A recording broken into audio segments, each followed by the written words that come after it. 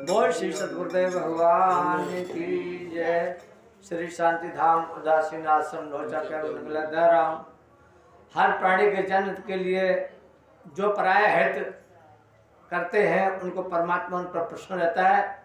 जो दूसरे की प्रति यद मतलब बुरा सोचते हैं उनका कभी बुरा देखन मैं चला मुझसे बुरा न कोई, जो दिल खोजो आपने हमसे बुरा न कोई।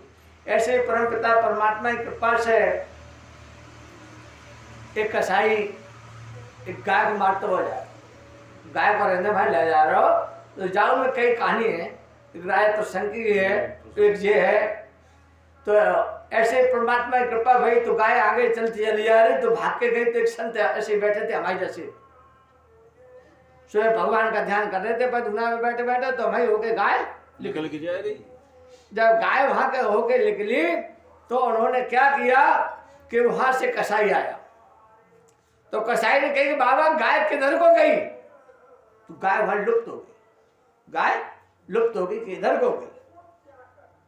उन्होंने जाकर वो गाय को वहां मार दिया, पकड़ ले। जब मार दिया तो गाय बोली कि पापी तू संत नहीं है, तू दुष्ट है, तू संत नहीं, तू दुष्ट है, तूने हमारी जान ले दी है, अब तेरो जय हाल जय बातरी कटवा। तो वो कसाई मरो वो बनो एक राजा को लखा,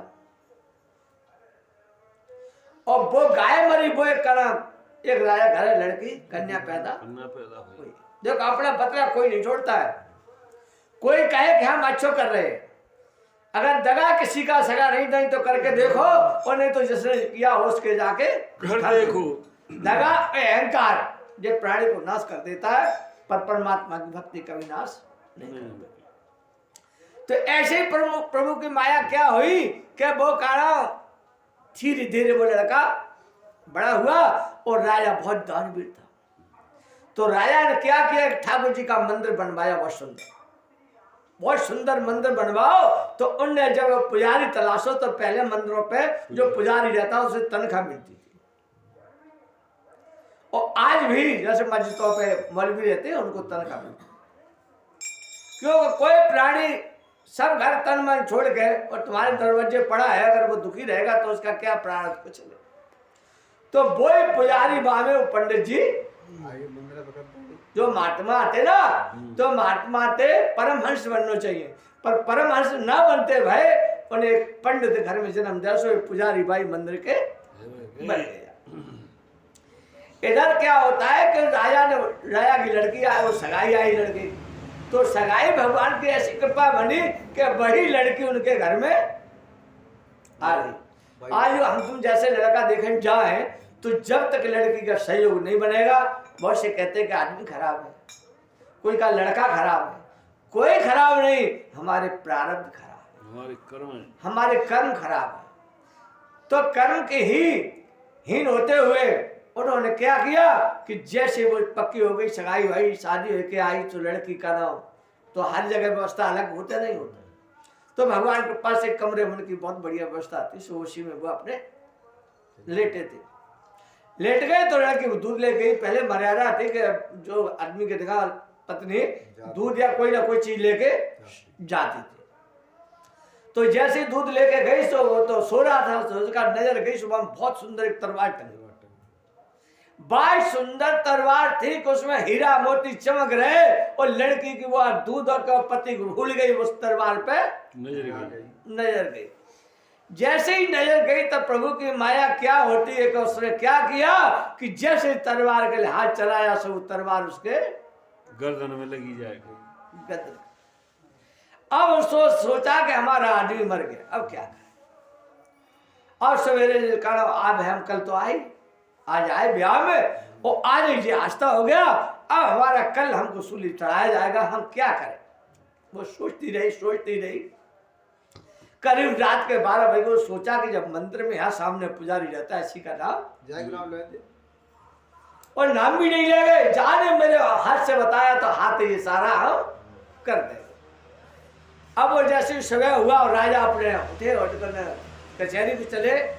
जब कचहरी में बैठे तो उन्होंने सोचा कि क्या करते हैं, सो देखे कहा क्या होता है कि भगवान के पास से उन्हें वो लड़के की सूचना मिली कि लड़का कत्ल कर दिया किसी ने। अब कहना जब सभा में वो लड़की को बुलाया गया, कमरे में 2 के अलावा तीसरा तो कोई था।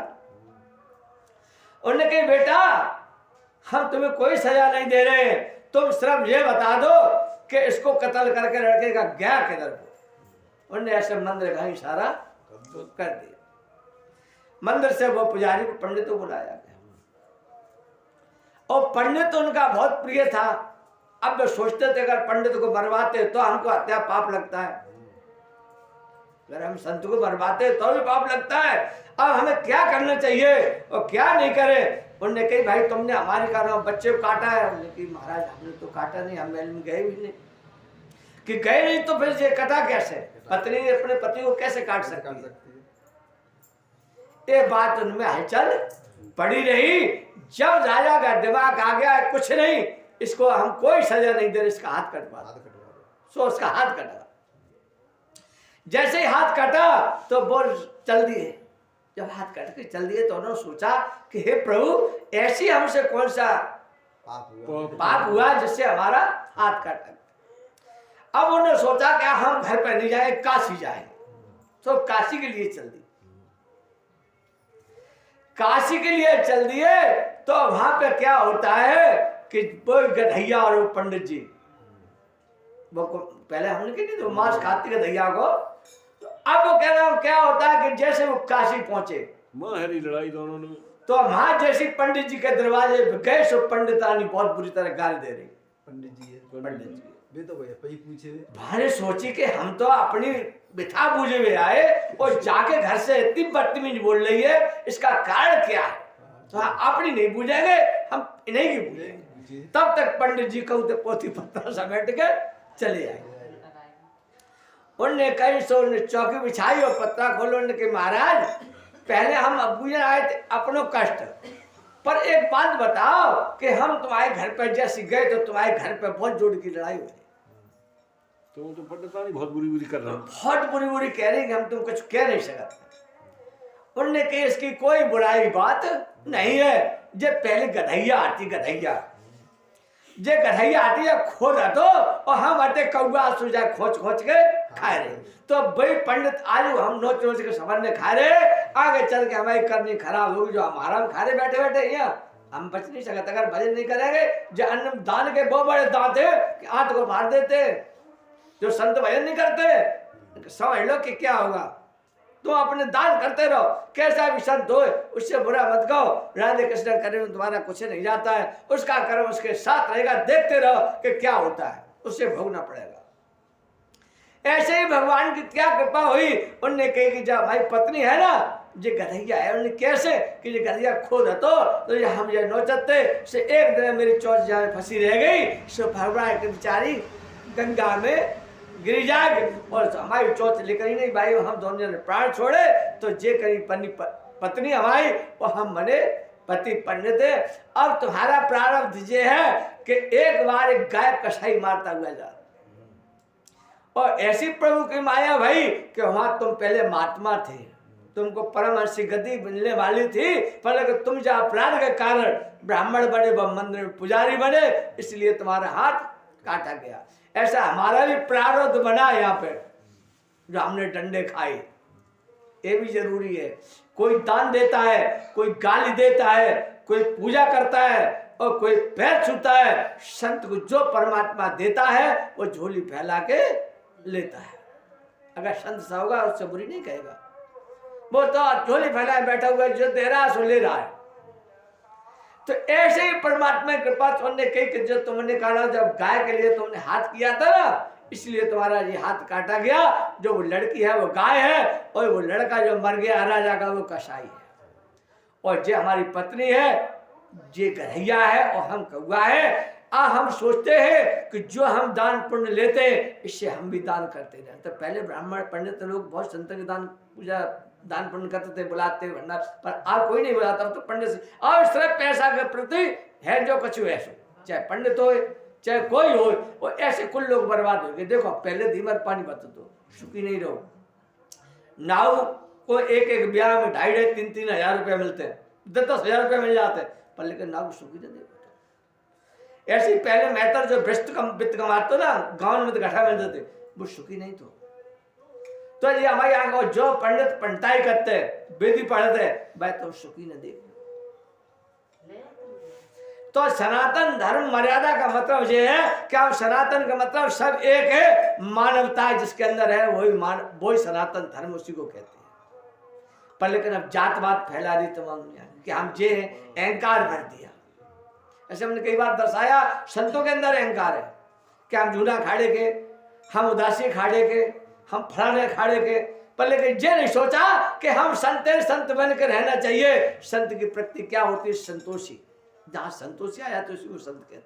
महात्मा जिसकी महान आत्मा होती है उसे वही महात्मा होता है। और महात्मा और भय तवा घर से तो भाई महात्मा बहुत अच्छा है। ऐसा है ऋषि और मुनि में का अंतर हो कुछ? हाँ, ऋषि राजा थे, जैसे हमें ऋषि बन के हम खूब खर्चा कर रहे खूब डर, तो राजा है ना, तो ऐसे राज ऋषि थे।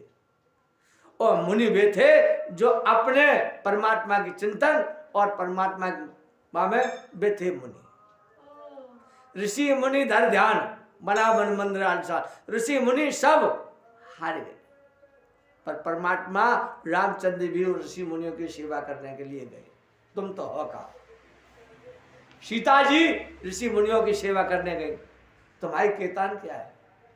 तो संतों की तो सेवा शुरू से होती आई और शुरू से बुराइयां होती आई, ऐसी होती जाएंगी, होती चली जाएंगी। मेरे भाइयों, मेरे प्रेमियों, माता बहने, जहाँ तक जे हमारा सत्संग चैनल का पहुँचे वहाँ तक लाइक सब्सक्राइब करते रहें। आपकी जय जयकार बनी रहेगी। वीडियो कम डालते क्यों? कम देखते लोग, अच्छी चीज़ पे ध्यान कम करते। हमने देखा है, दो एक आध हमने फेसबुक चलाया तो उसमें गलत सीन आते ना, और कोई गंदी नहीं हुआ मेरे पास, पर लेकिन बच्चा उसी में लगी रहती है। हम समझा भाई अच्छी चीज़ें अमल नहीं करते और बुरी चीज़ पे ज़्यादा ध्यान करते हैं। वाणी का विराम देते हुए बोल श्री सतगुरुदेव।